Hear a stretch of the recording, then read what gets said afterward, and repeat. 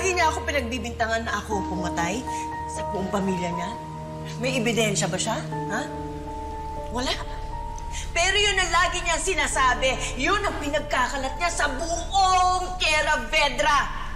At gusto niyang gumante.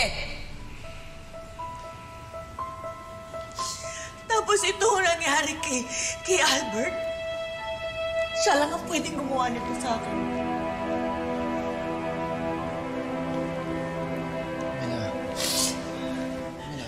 Nawalan ako ng anak. Ramdam ko yun bilang ina ni Albert. Mila, it's enough. Tama na yan. Malulungkot si Daddy kung nakikita ka niya nahihirapan ng ganyan. Joel, mahirap talaga. At gagaan lang ang loob ko. Kapag naipaghiganti ko na ang dati mo, kay Eduardo. Pinatay niya ang Pinatay niya ang dati mo.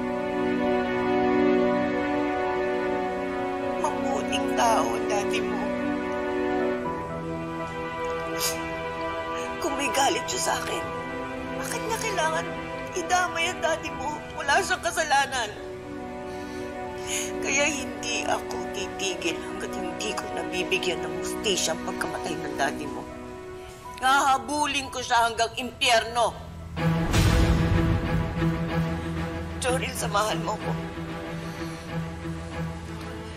Ipaghiganti natin ang kamatayan ng daddy mo. You promise me. Promise me.